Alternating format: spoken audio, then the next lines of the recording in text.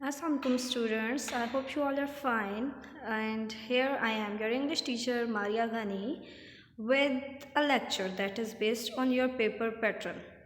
I know most of you had been thinking कि आपके paper में क्या आने वाला है और आप उसको कैसे करेंगे, तो हम आज क्या करेंगे, हम अपने पेपर पैटर्न को डिस्कस करेंगे।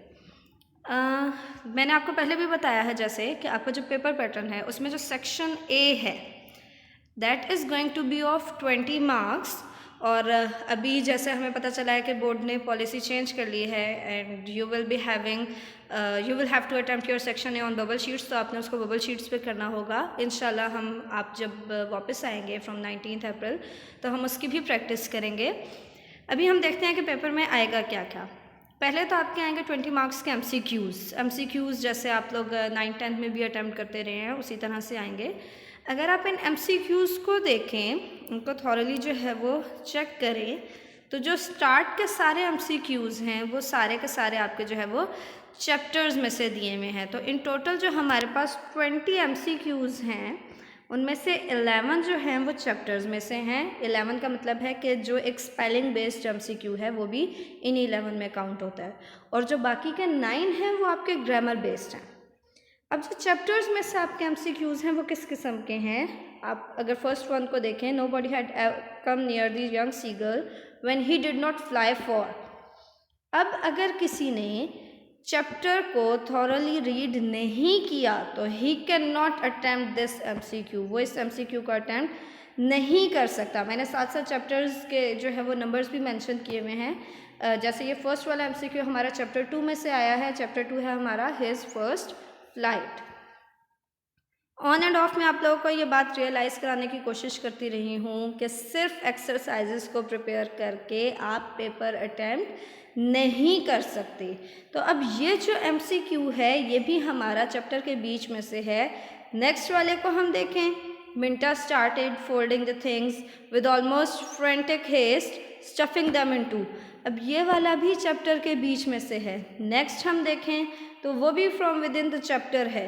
इसी तरह हमारे जो चैप्टर बेस्ड एमसीक्यूज़ हैं, you need to keep this thing in your mind कि वो चैप्टर के बीच में से हैं। चैप्टर बेस्ड एमसीक्यूज़ का मतलब ये हरगिज़ नहीं है कि चैप्टर्स के एंड पे जो एक्सरसाइजेज आपको दी हुई हैं आप सिर्फ उनको प्रिपेयर कर लें और आपका जो पेपर है वो आपके लिए आप प्रिपेयर कर लेंगे। तो आपको थॉरली चैप्टर को रीड करना, उसमें जितने भी इम्पॉर्टेंट पॉइंट्स बताए हुए हैं उनको माइंड में रखना ज़रूरी है। फिर हम आते हैं अपने 6th एमसीक्यू पे। अब 6th एमसीक्यू को आप देखें तो ये पंक्चुएशन पे बेस कर रहा है। हमारे माइंड में क्या होता है जी, पंक्चुएशन आएगी बस वही एक पैसेज आएगा, उसको हम इधर उधर से देख के कर लेंगे, थोड़ा सा गलत भी हो गया तो गुजारा चल जाएगा। नहीं, आपके पास सेक्शन ए में एमसीक्यूज़ की फॉर्म में भी पंक्चुएशन आ सकती है और इसको करना इस वक्त सबसे मुश्किल काम है। आप अगर जो है वो इस एमसीक्यू को देखें तो इसमें आपसे पूछा हुआ है कि कौन से वाले सेंटेंस में करेक्टली प्लेस्ड हमारे पास एपोस्ट्रोफीज मौजूद हैं। द टू बॉयज़, टू हैं तो ऑलरेडी हमें आइडिया हो गया कि प्लूरल यूज़ होगा, तो फर्स्ट 2 ऑप्शंस तो हो ही नहीं सकती, वो तो हमारी गलत होगी। अगर हम नेक्स्ट 2 को देखें तो the two boys bags were, bags के बाद हमारे पास कोई और नाउन मौजूद नहीं है, और हमने एपोस्ट्रोफीज़ के रूल्स में देखा था कि हम एपोस्ट्रोफी एस यूज़ करते हैं पोजेशन शो करने के लिए, और पोजेशन शो करने के लिए उस नाउन के बाद एक और नाउन का होना ज़रूरी होता है। हमारे पास बैग्स के बाद कोई और नाउन मौजूद नहीं है तो ये हमारे पास एपोस्ट्रोफी एस की फॉर्म में नहीं आएगा। अब आप में से कुछ स्टूडेंट्स होंगे वो ये सोच रहे होंगे कि जो है हमारे पास कुछ सेंटेंसेस में एस से पहले एपोस्ट्रोफी है, कुछ में एस के बाद है। तो मैं आप लोगों को पंक्चुएशन के लेक्चर में भी ये बात बता चुकी हूँ कि जब हम प्लूरल्स बनाते हैं और उस वर्ड के एंड या किसी वर्ड के एंड पे ऑलरेडी एस मौजूद हो तो हम उसमें सिर्फ एपोस्ट्रोफी ऐड करते हैं, सिर्फ वो जो ऊपर कॉमा लगाते हैं उसी को यूज़ करते हैं। अगर उस वर्ड के एंड में एस मौजूद ना हो तो उस सिचुएशन में हम एपोस्ट्रोफी के बाद एक एस ऐड करते हैं। नेक्स्ट जो आपका 7th MCQ है, ये चैप्टर वैसे तो आपके सिलेबस में इंक्लूडेड नहीं है, लेकिन ये जो है वो आपके वर्ड्स मीनिंग्स जो आपकी ग्लॉसरी हर चैप्टर के एंड पे दी हुई है उसमें से आया हुआ है। अब अगर 8th वाल आप देखें तो इसमें आपको एक सेंटेंस दिया हुआ है और पूछा हुआ है कि उस सेंटेंस में कौन सी फिगर ऑफ स्पीच यूज हुई हुई है। तो वंस अगेन आपको जो मैंने फिगर्स ऑफ स्पीच के लेक्चर दिए हैं उसको ज़रूर गो थ्रू कीजिएगा, तो आपको काफ़ी हद तक आइडिया हो जाएगा कि इसमें कौन सी फिगर ऑफ स्पीच यूज़ हुई है या कैसे हम कौन सी फिगर ऑफ स्पीच यूज़ करते हैं। फिर हमारे पास जो है कुछ जनरल थीम बेस्ड MCQs भी आ सकते हैं। जैसे हमारे पास 9th MCQ में है कि जो पोइम है हमारी मदर टू सन, उसमें मेन आइडिया क्या है। इसी तरह बाकी के parts of speech, sentence structures, ये सारी चीज़ें भी आपकी इसमें इंक्लूडेड होती हैं, ये सारी चीज़ें भी आपकी आती हैं इसमें। एट द एंड आपके पास जो है वो एक जो लास्ट MCQ दिया हुआ है वो क्या है, वो स्पेलिंग बेस्ड है और उसके लिए वंस अगेन आपको जो है वो चैप्टर्स को थॉरोली रीड करना ज़रूरी है। वो स्टूडेंट्स जो डिफ़िकल्ट वर्ड्स को फोकस करते हैं, उनके स्पेलिंग को फोकस करते हैं और फिर उनके मीनिंग्स फाइंड आउट करते हैं, उन्हीं के लिए पॉसिबल है कि वो इसको प्रॉपरली अटेम्प्ट कर सकें, वरना बाकी सारे जो है वो आप लोगों को गैस ही लगाना पड़ेगा, जो कि जो हालात अभी जा रहे हैं लगता यही है कि आप लोग गैस ही लगाएंगे। खैर, फिर हमारे पास आता है section B. Your section B is of 40 marks. मैं आपको दोबारा याद करा दूँ, you are not in 9th-10th level, आप जो है वो SSC लेवल पे नहीं है जहाँ आपके पेपर 75 मार्क्स के होते थे।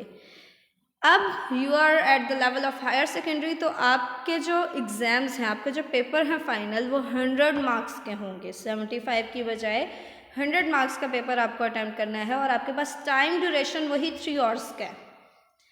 तो फर्स्ट जो हमारे पास क्वेश्चन, जो कि क्वेश्चन नंबर 2 है, हमारे पास सेक्शन बी सब्जेक्टिव पार्ट में आता है। उसमें आपके पास चैप्टर बेस्ड जो है वो क्वेश्चंस दिए हुए होंगे। ज़्यादातर यही होता है, लाइक 98% यही है कि इसमें आपके पोएम्स से रिलेटेड कोई क्वेश्चन नहीं आता। ये प्रोज से ही डील करता है, जो आपके चैप्टर्स हैं, स्टोरीज़ हैं, उन सब चीज़ों से जो है वो एसेज हैं उनसे रिलेट करता है। आपके पास 9 क्वेश्चंस दिए हुए होंगे और आपको उसमें से 7 अटैम्प्ट करने होंगे। फिर हमारे पास आता है क्वेश्चन नंबर 3। इम्पॉर्टेंट है, क्यों? क्योंकि क्वेश्चन नंबर 3 के 2 पार्ट्स हैं। बिल्कुल वैसे ही जैसे आपको याद हो तो 10th क्लास में आपके पास जो है वो स्टेंजा की कॉम्प्रिहेंशन आती थी और 9th में पैराफ्रेजिंग आती थी। फर्स्ट ईयर में आपके पास क्या होगा, एक ही स्टेंजा दिया होगा। इट इज़ पॉसिबल कि उसकी पैराफ्रेजिंग आपसे पूछी भी हो, ये भी हो सकता है कि आपसे पैराफ्रेजिंग ना मांगी गई हो। तो पैराफ्रेजिंग और कॉम्प्रिहेंशन दोनों चीज़ें इसमें इंक्लूडेड हैं। और नेक्स्ट आपका जो क्वेश्चन है, जैसे 10th क्लास में आपके पास क्वेश्चंस आते थे, थीम का क्वेश्चन है, तो आपके पास पोएम में से क्वेश्चन नंबर 3 जो आएगा उसके दोनों पार्ट्स में कोई भी चॉइस अवेलेबल नहीं होगी। इसलिए जब भी आप अपने पेपर की प्रिपरेशन कर रहे होंगे तो आपने पोएम्स को थॉरली प्रिपेयर करना है, और पोएम्स प्रिपेयर करके, इतनी डिफ़िकल्ट पोएम्स नहीं हैं आपकी, तो इनको प्रिपेयर करके आप इजीली अपने 12 मार्क्स जो है वो सिक्योर कर सकते हैं। नेक्स्ट हमारे पास आता है सेक्शन सी, 40 मार्क्स का है वो अगेन। इसमें हमारे पास प्ले और हमारी ग्रामर का पोर्शन आता है। अब आपके पास एक प्ले है, प्रोग्रेस। आपके पास 2 क्वेश्चंस दिए हुए होंगे और आपने उनमें से एक क्वेश्चन अटैम्प्ट करना है जो कि 6 मार्क्स का होगा। आपके पास नोट्स अवेलेबल हैं, उन नोट्स को जो है वो आप थॉरली रीड करें। आपको सेंटेंस फॉर्मेशन आती हो, आपको पता हो कि आपने आंसर को कैसे कंपोज करना है, और आपको ये पता हो कि मेन स्टोरी लाइन क्या है और आपका जो ऑथर है, जो राइटर है, वो आपको क्या मैसेज कन्वे करना चाह रहा है, तो आप इजीली इस क्वेश्चन को अटैम्प्ट कर सकते हैं। नेक्स्ट हमारे पास इस क्वेश्चन नंबर 4 के बाद जो पार्ट शुरू हो रहा है वो वाला पार्ट है जो आपको बहुत ही मुश्किल लगता है। क्यों? क्योंकि वहाँ पे हमारे पास ग्रामर स्टार्ट हो गई है। क्वेश्चन नंबर 5 में हमारे पास ग्रामर स्टार्ट हो रही है। सबसे पहला जो उसका पार्ट है उसमें हमारे पास फ्रेजल वर्ब्स आते हैं।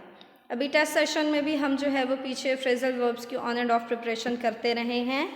तो आपके पास इसमें इंटरनल चॉइस मौजूद होगी। आपको 7 जो है वो फ्रेजेस दिए हुए होंगे और आपने कोई से 5 के सेंटेंसेस बनाने होंगे।